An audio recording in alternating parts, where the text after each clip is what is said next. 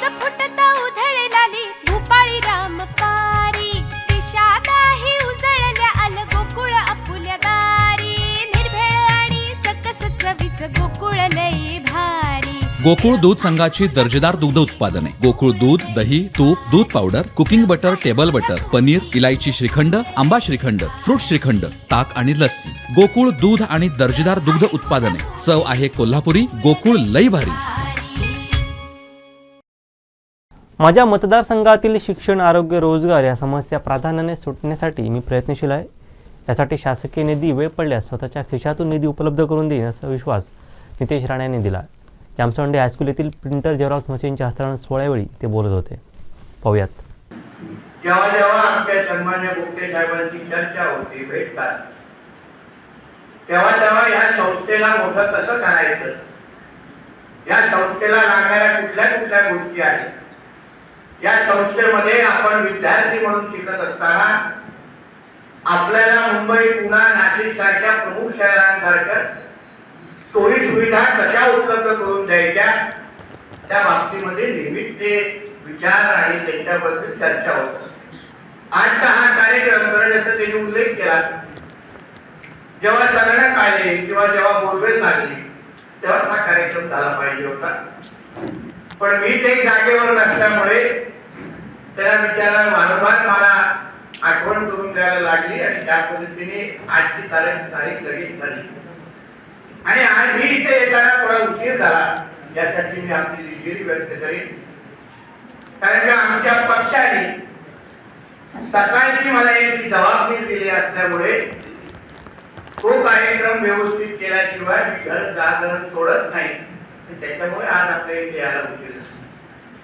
आज आपण संगणकाचं उद्घाटन केला, तिथे प्रिंटिंग मशीन पण होती. शाळेच्या आवारामध्ये आपण एक बोरवेल खोदली, तिथे त्याचंही उद्घाटन माझ्या हस्ते आणि गोगटे साहेबांच्या उपस्थितीत झालं.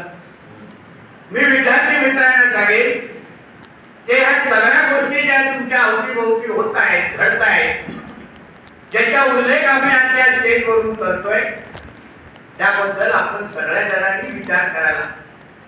आम्ही ही सगळी गोष्ट, या सगळी मेहनत का करतोय, का आपल्यासाठी इथे बोरवेल उपलब्ध करून देतोय, का पाण्याची व्यवस्था करून देतोय, का विचार मांडत असताना गोगटे साहेबांनी संगणक आपल्या इथे का हवे आहे, प्रिंटिंग मशीन का हवी आहे, अमेरिकेत काय होत आहे, चीन मध्ये काय होत आहे, नागपूर मध्ये काय होत आहे, दुसऱ्या संभाजीनगर मध्ये काय होत आहे, आपल्या सगळ्या जणांना आरामात आपल्या हातातल्या मोबाईलवर सगळं दिसत आहे.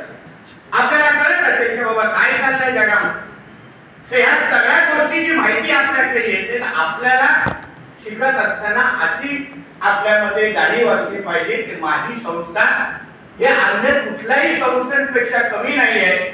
जो दर्जेदार कम्प्युटर, जे कम्प्युटर एज्युकेशन अन्य संस्थेमध्ये मिळतं, ज्या सुविधा अन्य संस्थेमध्ये मिळतात, ते माझ्या शाळेमध्ये पण मला उपलब्ध आहे, ही भावना आपल्यामध्ये असली पाहिजे. आणि म्हणूनच हा सगळ्यात गरजेचा कार्यक्रम. आज पंतप्रधान मोदी साहेबांचा उल्लेख मोदी साहेबांनी केला. देशामध्ये गेल्या 9 वर्षापासून सन्मान्य मोदी साहेबांच्या नेतृत्वाखालचा आपला भारत देश, ज्याचा तुम्ही कमळ म्हणून जे काय एक चांगलं तुम्ही आम्हाला लोकांना करून दाखवलं, मला खूप वाटतं. अतिशय चांगलं शिक्षण आपण सगळ्यांना देत, या पद्धतीने आपण केलं. म्हणून मी गोगटे साहेबांना हळूच बोललो की साहेब, आपल्या कार्यकर्त्यांना शिकवलं तर आपल्या निवडणुकीचं काम हलकं होईल, किंवा थोडं पुढे जाऊन घराघरात जाऊन अगर मतदारांना पण हे शिकवलं तर प्रचार करायची गरज. पण ही भावना की आपला देश आज महासत्तेचा विषय, अमेरिका, चीन, अन्य देशांचे तुम्ही पहा, इंटरनेटवर वाचा, त्या आपल्या देशामध्ये पंतप्रधान मोदी साहेब आल्यानंतर किती बदल होत आहेत. आपल्या देशामध्ये आजूबाजूला बघा काय बदल होत आहे. रस्ते, पाणी, वीज सोडून आपल्या देशाकडे पाहण्याचा दृष्टिकोन बदललेला आहे. आज अमेरिकेचे पंतप्रधान जेव्हा आपल्या पंतप्रधान मोदी साहेबांना भेटतात, तेव्हा त्यांचा ऑटोग्राफ मागतात. ते मोदीजी, तुम्ही एवढे फेमस आहात की आमच्याकडे जेव्हा तुमचा कार्यक्रम लागतो तेव्हा तिकीट ओव्हरबुक होतात. ही भावना तुमच्या आणि आमच्या पंतप्रधानांबद्दल व्यक्त होते. अन्य देशांचे पंतप्रधान असेल, राष्ट्रीय अध्यक्ष असतील, प्रेसिडेंट असतील, जेव्हा ते आपल्या पंतप्रधानांना भेटतात तेव्हा कोण पाया पडतंय, कोण मोदी इज द बॉस म्हणून म्हणताय. म्हणजे हे जे कौतुक आपल्या पंतप्रधानांचं होत आहे ते तुमचं आणि आमचं नागरिक म्हणून आपलं पण कौतुक त्या निमित्ताने होत आहे. म्हणून तुम्ही शिकत असताना तुम्ही ह्या सगळ्या गोष्टीची माहिती घेऊन आपल्या इथे शिकायला आलं पाहिजे.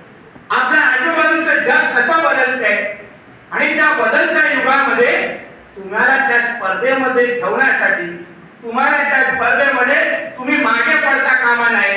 अन्य शहरांच्या तुलनेमध्ये तुम्ही ज्या संस्थेमध्ये शिकताय त्या शिकत असताना तुम्हालाही दर्जेदार शिक्षण भेटलं पाहिजे ही भावना घेऊन आपले आमचे बोगटे साहेब आणि त्यांचे सगळे सहकारी आपल्यासाठी काम करतायत आणि मेहनत करतायत. आज आपली ही संस्थेकडे पाहत असताना निश्चितपणे संस्था चालवणं हे फार येण्यावरचं काम नाहीये. आम्ही पण काही संस्था चालवू, टीका करणारा, बाहेरून तक्रार करणारे यांना सांगणं फार सोपं आहे की बघा या संस्थेमध्ये असं चाललं की बाबा ये बस चालून दाखव, बघ तुला काय अनुभव येत आहे का. म्हणून हे संस्था चालवत असताना हे सगळेजण किती मेहनत करत असतील याची जाणीव मला निश्चितपणे येते. म्हणून जेव्हा जेव्हा गोष्टी काही या संस्थेबद्दल बोलतात, काही हातात सांगतात इथे की हे आम्हाला हवं आहे का, इथे हे झालं पाहिजे, बोरवेल झालं पाहिजे, वैद्य झालं पाहिजे. माझी त्यांच्या मागची भावना मला माहिती आहे किती गंभीर आहे, किती इकडे ते काय भावनेने माझ्याकडे मागणी करतात आणि म्हणून लगेच जसं शक्य आहे, कारण का सरकार आहे, सरकारी योजना आहे. आमचे दिवसभरातले सर्व अपडेट्स, ताज्या घडामोडी आणि थेट लाईव्ह पाहण्यासाठी सबस्क्राईब करा, लाईक करा कोकणचं नंबर 1 महा चॅनल कोकण 7 लाईनचं YouTube चॅनल.